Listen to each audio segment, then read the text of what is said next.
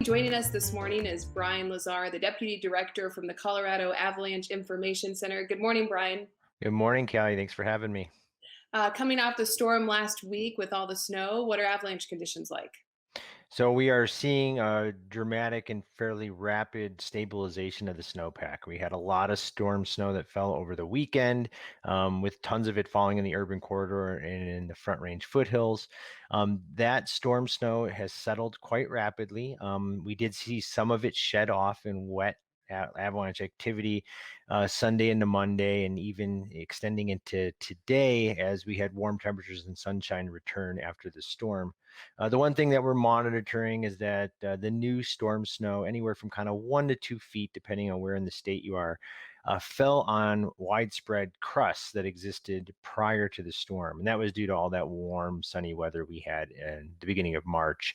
And so what we're looking at right now is the interface of the recent storm snow on those crusts. And the reason is, whenever we see crust buried in the snowpack, we tend to have weak layers that exist right above and below those crusts. And we've seen a few small avalanches remotely triggered by backcountry skiers and riders. And so that's one thing that we are concerned with, is just what's happening at that crust old snow interface. Thus far, it appears that this is stabilizing rather quickly. So we're moving into a period now and in through Friday and Saturday, where we're looking at moderate or even low danger in some of our forecast zones. One thing we do want to encourage people is that although stability and avalanche danger is on the decrease, this allows people to move into more serious and consequential terrain, but we can't completely let our guard down yet. So we definitely want people to keep in mind, that even small avalanches in very steep or rocky terrain can produce pretty serious and even sometimes deadly outcomes. And this is the kind of thing we saw last spring, where very small avalanches were producing fatal avalanche outcomes because they're in very steep consequential terrains, or even the consequence of getting knocked off your feet could be quite serious. So we just don't want people to forget about that.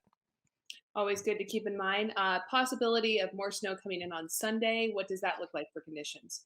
Yeah, so right now we do have a return of snow on Sunday. Looks like temperatures will cool off. I think that will eliminate any concern for wet avalanche activity, and our attention will then turn to the new storm snow.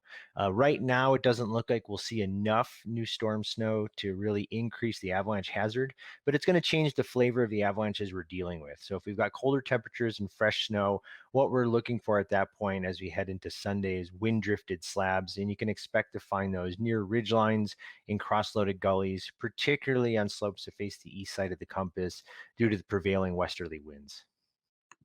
Well, always good advice, Brian. Thank you so much for joining us this morning. Yeah, thanks for having me, everyone. Enjoy the backcountry and be safe.